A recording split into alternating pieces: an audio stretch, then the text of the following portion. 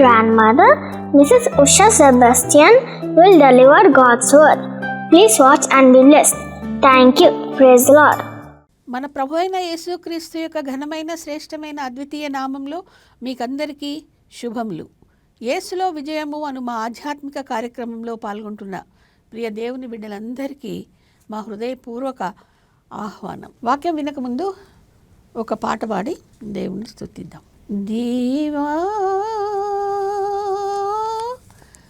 నా దేవా నన్నేల విడిచితివి, నన్ను రక్షింపవు, నా మొరలు వినవేలా.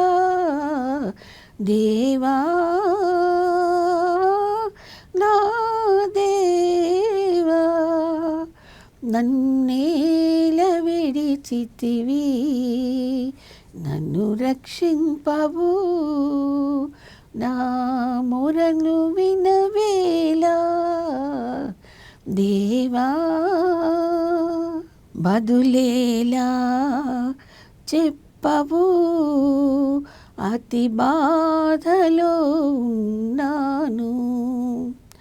బదులేలా చెప్పవు, అతి బాధలో ఉన్నాను. మానవుడనే కాను దేవా, మానవుడనే కాను దేవా. దేవా నా దేవా మంటి పురుగును దేవా.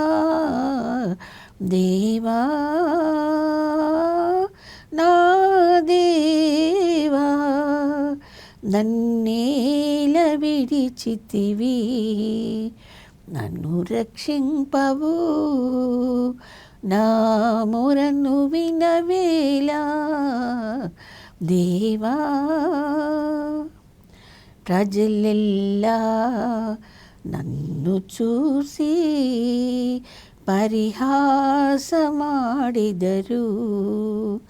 ప్రజలెల్లా నన్ను చూచి పరిహాసమాడిదరు.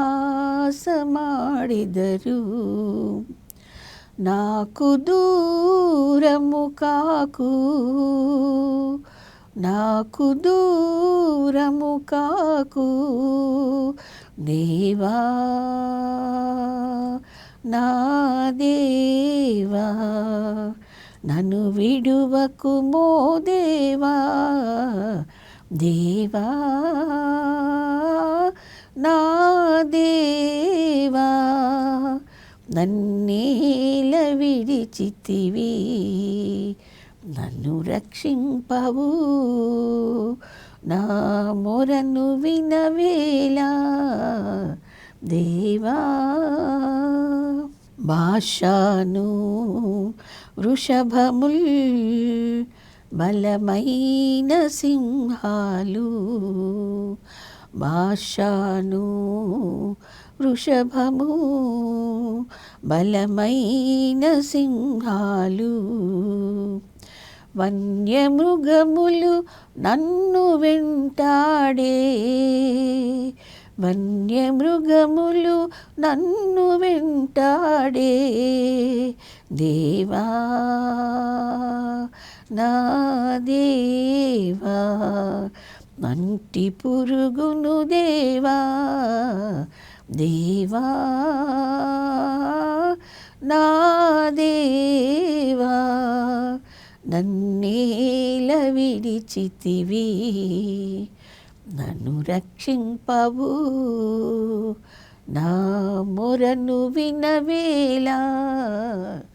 దేవా నిర్ణయం అనేది వ్యక్తి జీవితాన్ని గొప్ప మలుపు తిప్పి మార్చివేస్తుంది.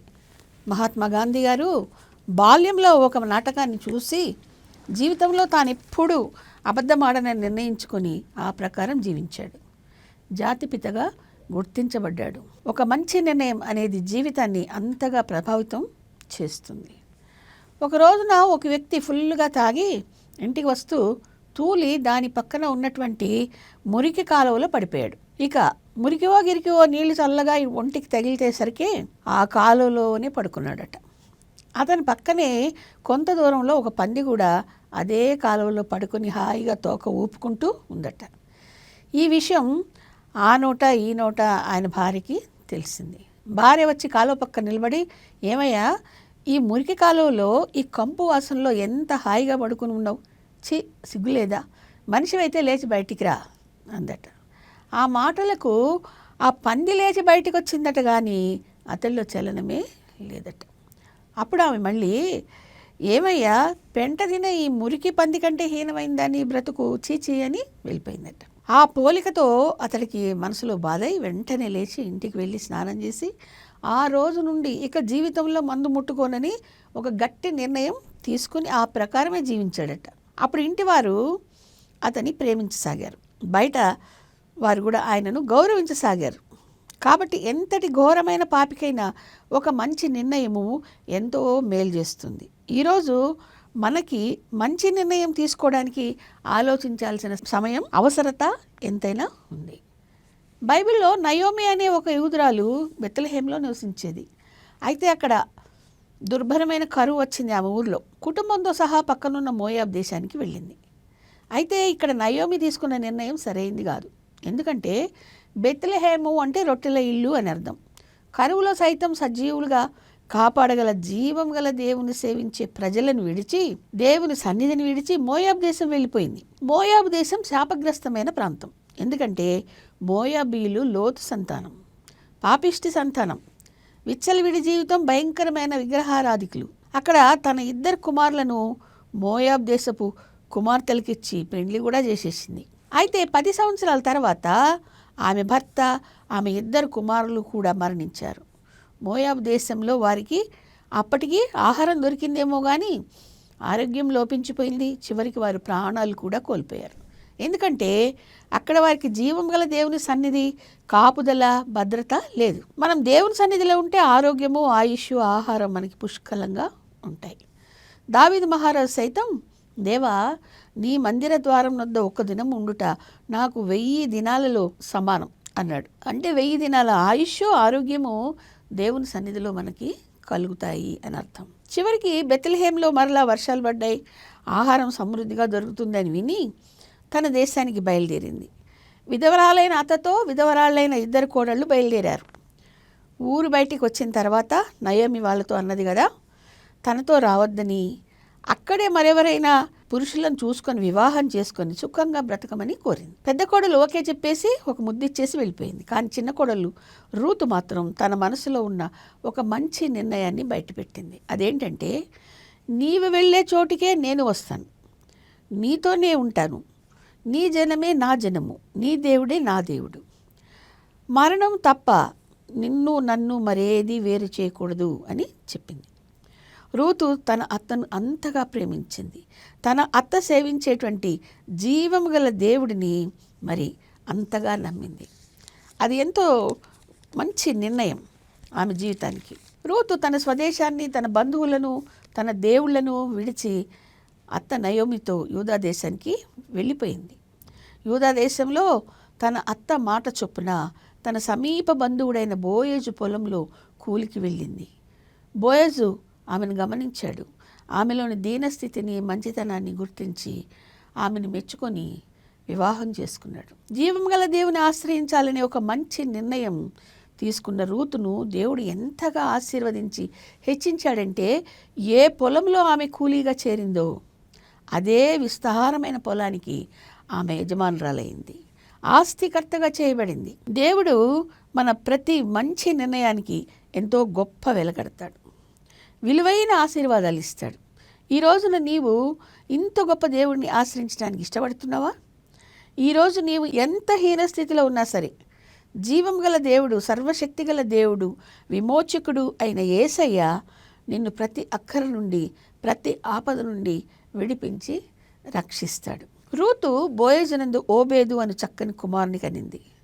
మహా గొప్ప రాజైన దావీదు ఈ ఓబేదుకు స్వయాన మనుమడు. లోకరక్షకుడైన యేసు ప్రభువు ఈ లోకానికి నరావతారిగా క్రిస్మస్ దినాన జన్మించింది దావీదు వంశంలో నుంచే. అందుకే ఆయన అందరూ దావీదు కుమారుడా, యేసయ్య అంటారు. ఈ విధంగా శాపగ్రస్తమైన దేశానికి చెందిన విగ్రహారాధికులైన రూతు నిజదేవుడిని ఆశ్రయించిన కారణాన ఆమె యేసుక్రీస్తు వంశావళిలోనికే చేర్చబడింది. పరిశుద్ధ గ్రంథంలోనే ఆమె పేరుతో ఒక గ్రంథం రాయబడింది, రూతు గ్రంథం. అంతటి ఘనత పొందింది. కనుక దేవుని కొరకు నీవు తీసుకునే ప్రతి నిర్ణయం, ప్రతి సమర్పణ దేవుడు ఎంతో ఘనమైనదిగా ఎంచి ఆశీర్వదిస్తాడు. ఈ దినాన నిన్ను ప్రేమించే దేవునితో నీవు సత్సంబంధాలు కలిగి ఉండాలని తీర్మానం చేసుకుంటావా? అలాగైతే అనుదినం ఒకసారైనా దేవుని సన్నిధిలో ప్రార్థన చేస్తానని, అనుదినము దైవవాక్యము ధ్యానం చేస్తానని ఒక నిర్ణయం చేసుకొని ఆ నిర్ణయానికి కట్టుబడి జీవిస్తావా?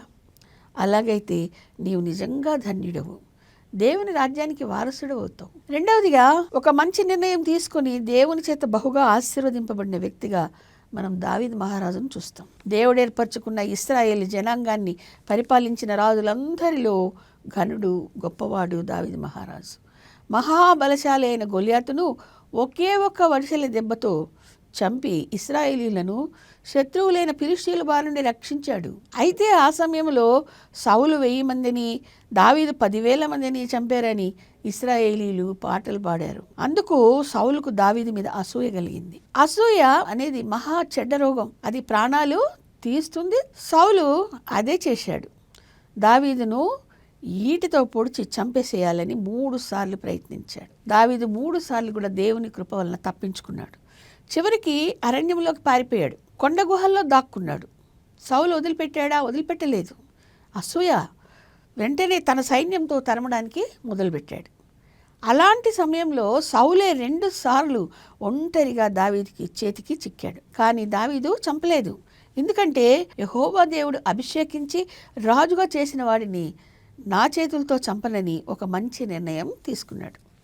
దేవుని చేతికే తన ప్రాణం తీయగోరుతున్నటువంటి శత్రువును అప్పగించుకున్నాడు. మొదటిసారిగా జీపు ఎడారిలో ఉన్న హకీలా కొండ దగ్గర సౌలు గాఢ నిద్రలో దావీదు కంటపడ్డాడు. అతని తల దగ్గర ఈట నాటబడి ఉంది, మళ్ళీ నీళ్ల బుడ్డి ఉంది. ఆ రెండింటిని తీసుకుని దూరంగా వెళ్ళిపోయి సౌలు రాజు అతని సైన్యాధిపతి అయిన అబ్నేరుని పిలిచి తన చేతిలో ఉన్న వారి వస్తువులను చూపించాడు. చూడు, నేను మీ దగ్గరకు వచ్చాను, ఈటను, ఈ నీళ్ల బుడ్డిని తీసుకొచ్చాను, కానీ మిమ్మల్ని ఏమీ చేయలేదు. నేను యెహోవా దృష్టికి నిర్దోషిని.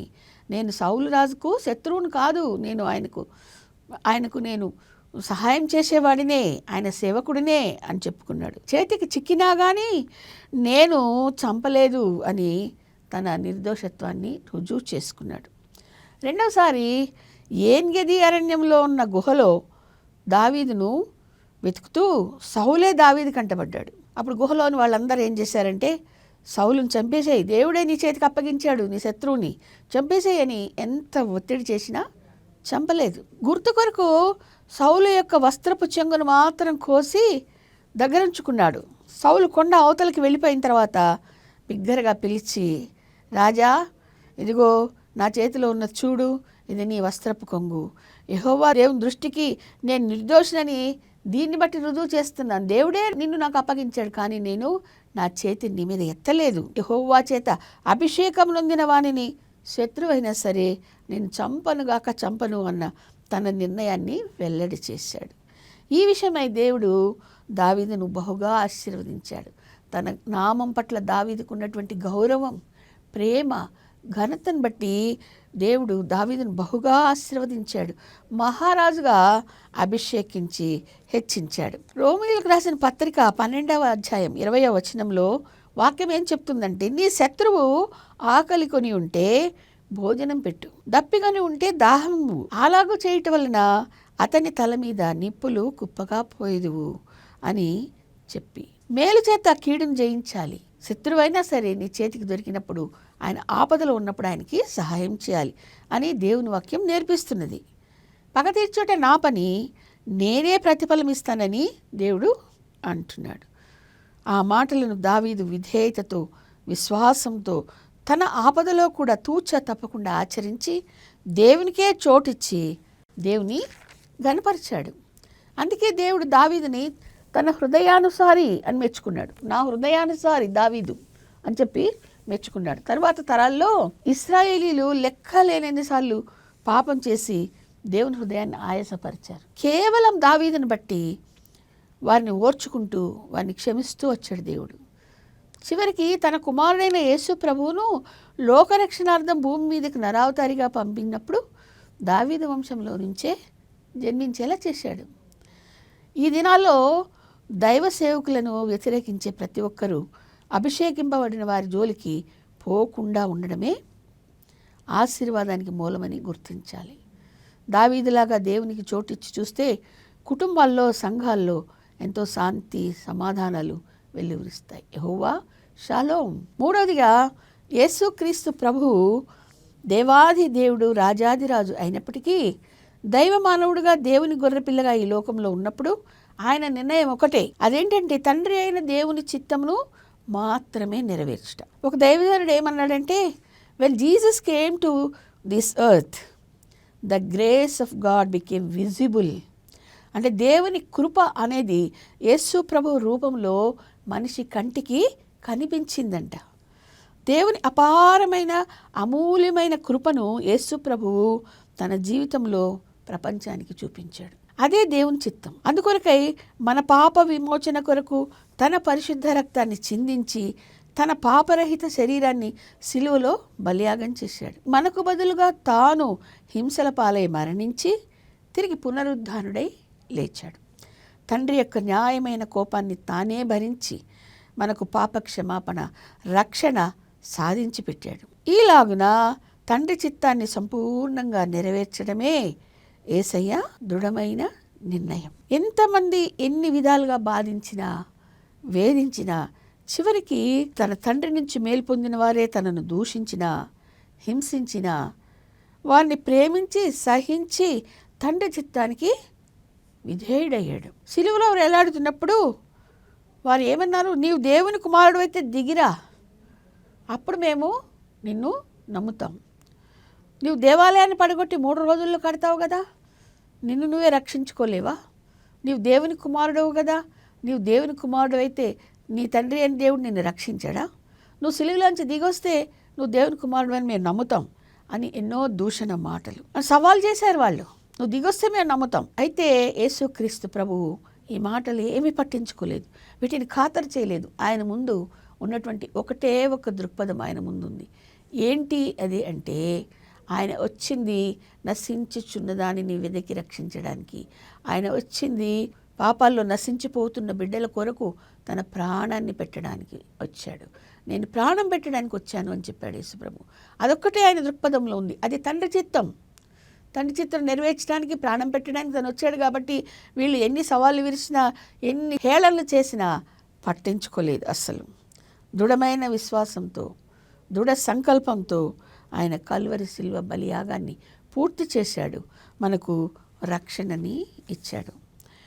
యేసుక్రీస్తు ప్రభువు ఒకవేళ ఆ ప్రజల మాటలు ఆ రోజు కొని పట్టించుకొని ఉంటే, సిలువ మీద నుంచి దిగి వచ్చి ఉంటే, మరి ఇంకేదైనా తండ్రి చిత్తానికి వ్యతిరేకమైన కార్యం చేసి ఉంటే, ఆ రోజు ఆ మనుషుల యొక్క సవాళ్లను ఎదుర్కోవడానికి మరి ఒక విధంగా చేసి ఉంటే, తన దైవత్వాన్ని ఆయన నిరూపించుకోవాల్సిన అవసరం లేదు. కానీ వాళ్ళు సవాల్ చేస్తున్నారు కాబట్టి ఒకసారి నిరూపిస్తా అనుకొని ఒకవేళ ఆ మాటలు పట్టించుకొని సిలువ మీద నుంచి దిగి వచ్చి ఉంటే, ఈరోజు మానవాళికి రక్షణ, శుభ నిరీక్షణ, పరిశుద్ధత అనేది ఏది కూడా ఉండేది కాదు. సమస్త మానవ జాతి దిక్కుచోతున్న స్థితిలో కొట్టుకొని పోయేదే. వారికి ఎక్కడా నిరీక్షణ అనేది లేదు.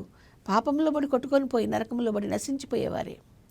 కానీ యేసుక్రీస్తు ప్రభువు మనలను అలాంటి దుస్థితికి అప్పగించలేదు. దైవజనులు శ్యామ్ కిషోర్ గారు ఇటీవల ఒక మాట అన్నారు. ఏంటంటే, today's man is tomorrow's mud. మనం అంటాం కదా, today's news paper is tomorrow's waste paper. ఈరోజు వస్తే న్యూస్ పేపర్ పడి చదువుతాం, రేపేం చేస్తాం, అది వేస్ట్ పేపర్ పడేస్తాం. అట్లాగే దీన్నే ఆయన కొద్దిగా విపులంగా ఏం చెప్పారంటే, today's man is tomorrow's mud అంటే మట్టి. దాని అర్థం ఏంటంటే, నేడు జీవించి ఉన్న వ్యక్తి రేపు మట్టిపాలే, అంటే మట్టే అని. కనుక ఈ మట్టి మనిషి మాటలు యేసుప్రభు పట్టించుకోలేదు, దైవ సేవకులు పట్టించుకోరు, ఎవరు పట్టించుకోవాల్సిన అవసరం లేదు. కనుక దేవుని మాటకు లోబడడం మాత్రమే మనం చేయవలసినటువంటి పని. తన దృఢ నిర్ణయంతో తండ్రి చిత్తాన్ని ధీరుడై నెరవేర్చిన యేసయ్య కొరకు మాత్రమే జీవిస్తాను అనేటువంటి ఒక మంచి నిర్ణయాన్ని ఈ రోజున మనం ఒక్కొక్కరం తీసుకోవాలి. ఆ ప్రకారం జీవించాలి. అది ధన్య జీవితం. ప్రభువు రాకడ బహు సమీపంగా ఉంది. లోకరాజ్యాల మీద దేవుని తీర్పులు, ప్రపంచానికి దేవుని యొక్క ప్రణాళికలన్నీ ఒక్కొక్కటిగా మన కళ్ళ ముందే గత కొన్ని సంవత్సరాలుగా నెరవేరుతూ ఉన్నాయి. రెప్పపాటులో మార్పు నొంది మధ్యాకాశంలో మన రక్షకుడైన యేసయ్యను ఎదుర్కోవడానికి వెళ్ళాలంటే మనకి యేసయ్య ఇచ్చిన రక్షణ, యేసయ్యలో సాక్ష్య జీవితం ఎంతైనా అవసరం. ఎందుకంటే ర్యాప్చర్, ఎత్తబడుట అనే దినాలు మన రోజుల్లోనే ఉన్నాయి. విడువబడుట అనేది బహు ఘోరం.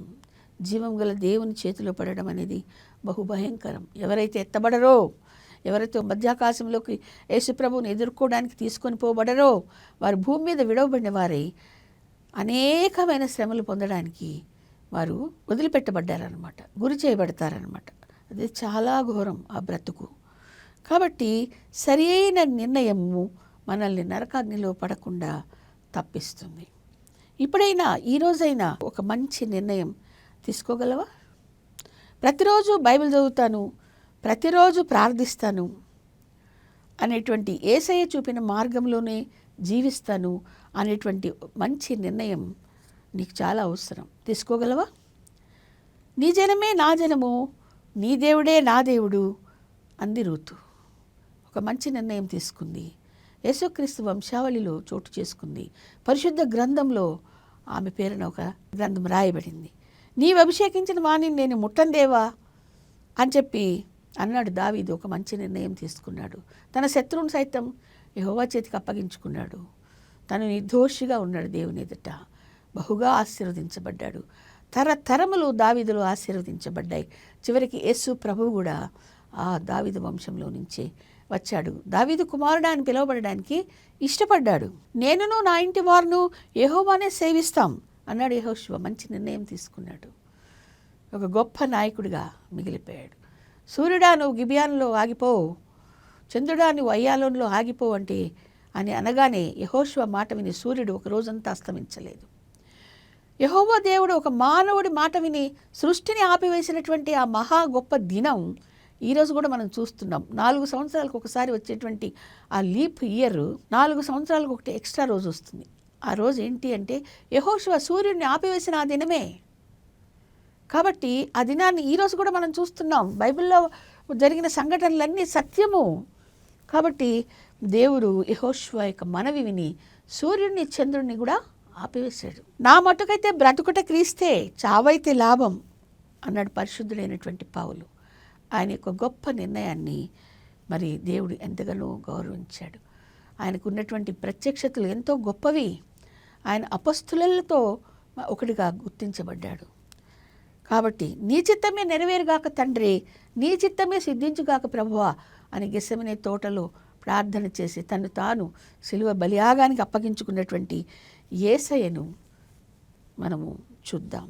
ఒక మంచి నిర్ణయాన్ని మనము ఈరోజు తీసుకుందాం. అప్పుడు అది మనకు ఆశీర్వాదకరంగా ఉంటుంది.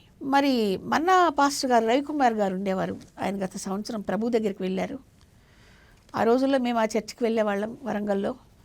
అయితే ఆయన ఎప్పుడో ఒక మాట చెప్పేవారు, జనవరి 1కి మనము జనవరి 1కి ఎన్నో నిర్ణయాలు తీసుకుంటాం, విడిచిపెడుతుంటాం, పర్వాలేదు. అయినా కానీ ప్రతి సంవత్సరం మనం ఒక మంచి నిర్ణయం తీసుకోవాలి.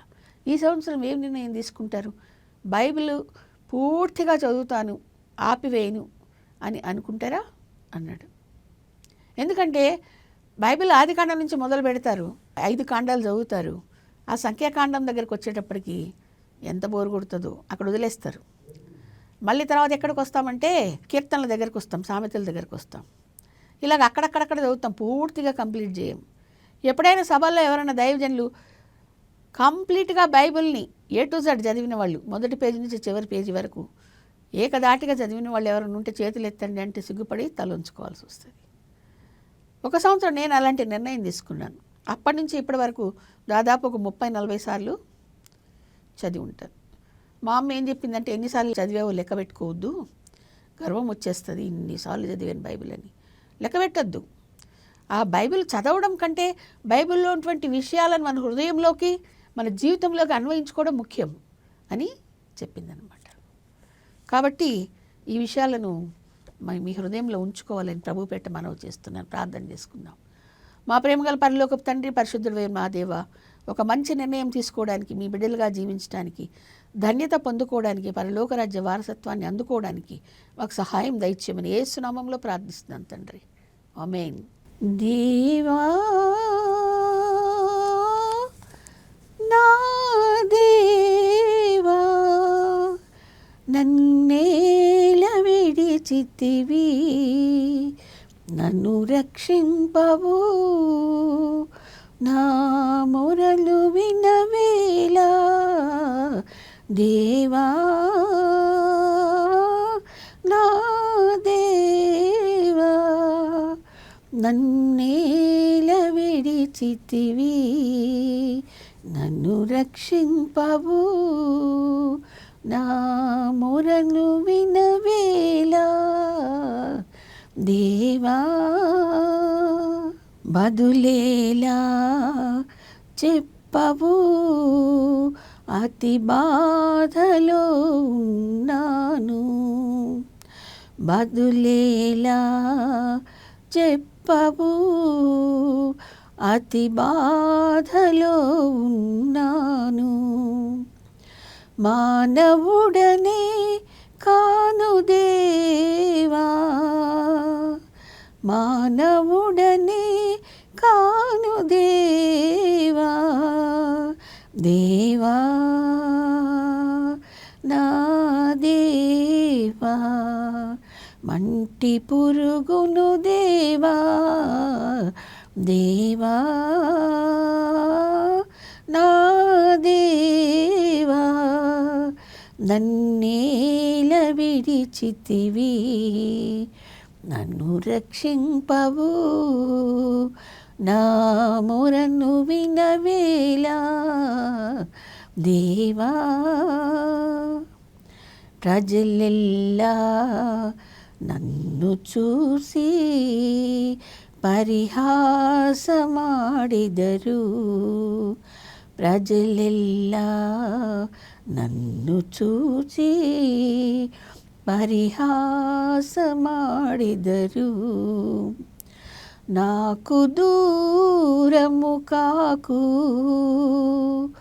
నాకు దూరము కాకు, దేవా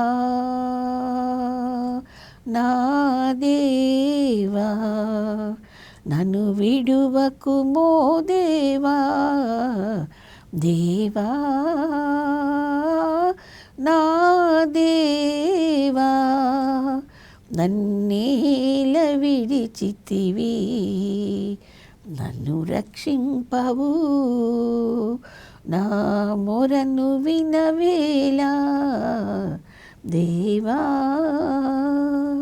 భాషాను వృషభముల్ బలమైన సింహాలు, భాషాను వృషభము బలమైన సింహాలు, వన్యమృగములు నన్ను వెంటాడే, వన్యమృగములు నన్ను వెంటాడే.